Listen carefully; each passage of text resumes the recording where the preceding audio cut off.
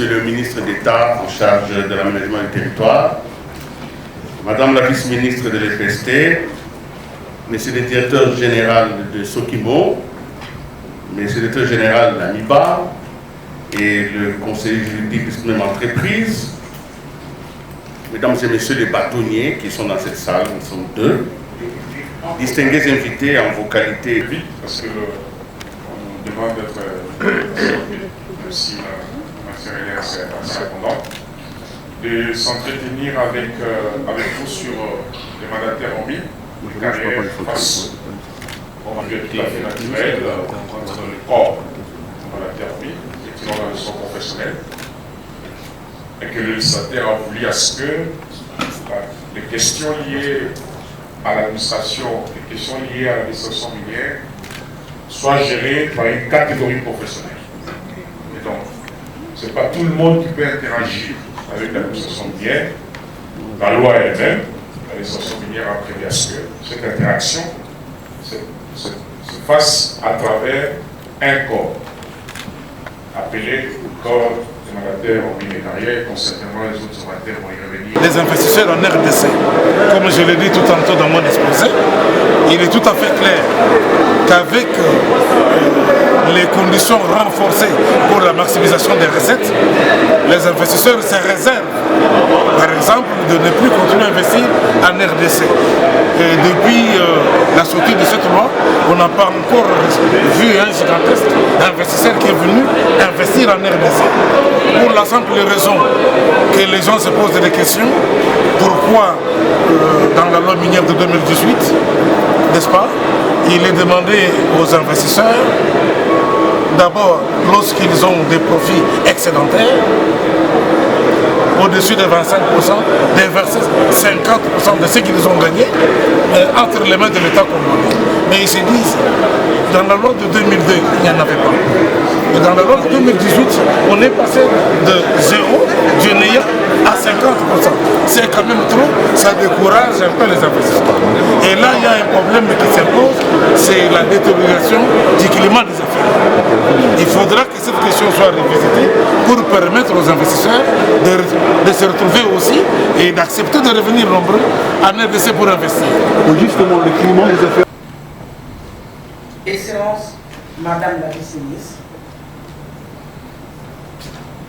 Monsieur le directeur général de la MIBA, Monsieur le directeur général de la Sokimo, distingués invités, chers collègues mandataires amis et carrières. Et maintenant, nous avons une hausse réelle, n'est-ce pas, des cours de matières premières. Mais quand viendra-t-il demain?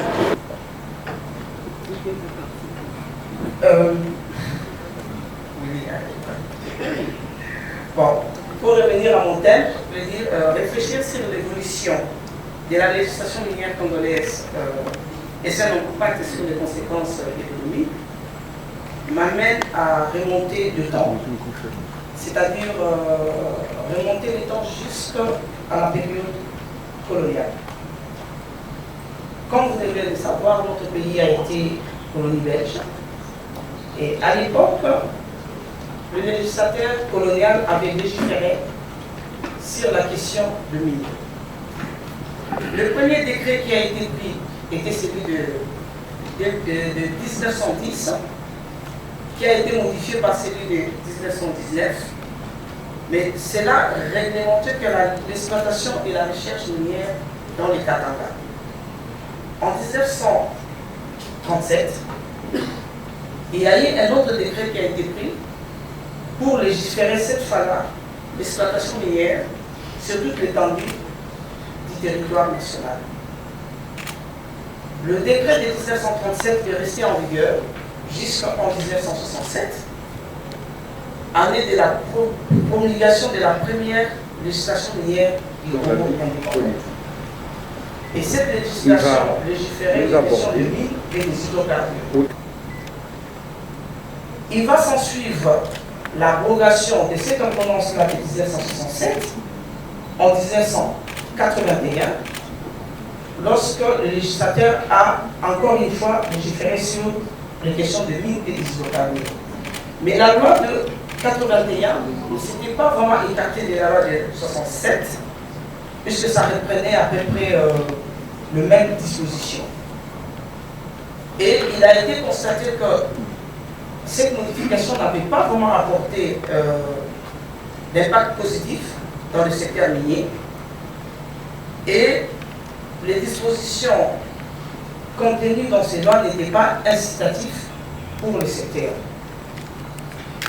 Ce qui a eu pour conséquence que lorsqu'on étudie les statistiques, dans la période allant de 1937 à 1966, comparativement à celle allant de 67 à 96, la période régie par la loi minière, il se dégage de ces données qu'il y a eu 48 sociétés pendant la période de 67 à 96 et seulement 7 sociétés minières durant la période allant de avant 97. Alors, pour pallier à cette insuffisance liée dans le pays, c'est ainsi que la loi de 2002 a été promulguée.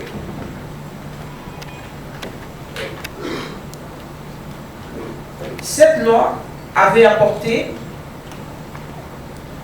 des nouveautés dans les domaines douaniers, fiscal et surtout dans ce qui concerne l'octroi du droit minier qui devait se faire de manière transparente. Et la première règle, c'était la règle de priorité, c'est-à-dire celui qui introduisait sa demande même à 1 minute avant la demande de celui qui vient après. C'est cette demande-là qui devait être d'abord traitée en priorité. Et si le dossier ne remplissait pas les conditions du code minier, là on pouvait passer au traitement de l'autre dossier. Maintenant, dans l'application de ces codes de 2002, ces codes a été salué par la société civile, dont nous avons un militant ici dans la salle, qui est à ma droite, Maître Joseph Bokoundou. Je pense que je suis... Décline de faute. Ok. Merci pour la parole. On va faire comme si les personnes qui étaient avec nous sont encore là. Alors, je ne vais pas modifier mon propos. Non, je commence par Excellence, Monsieur le ministre d'État en charge de l'aménagement du territoire. Excellence, Madame la vice-ministre de l'SPT.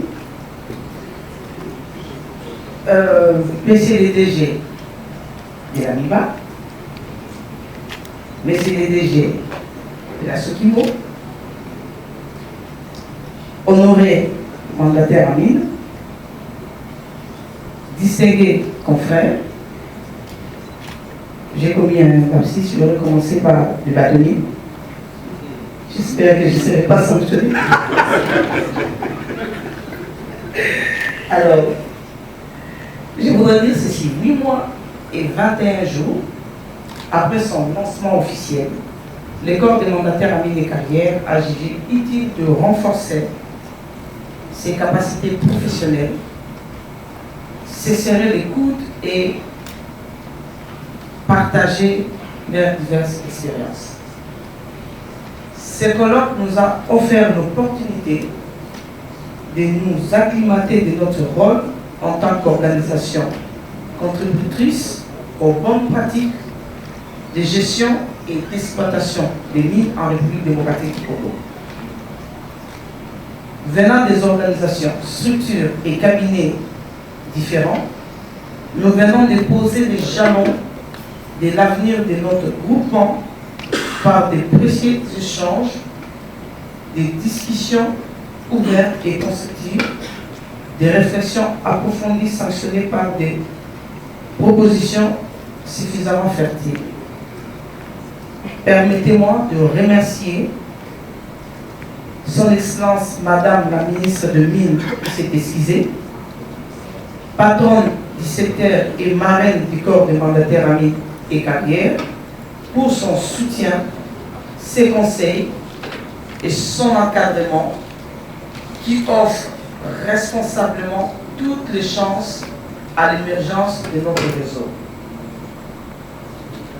Excellence, Monsieur le ministre d'État, vous faites partie des premiers piliers de l'édification de cette entreprise.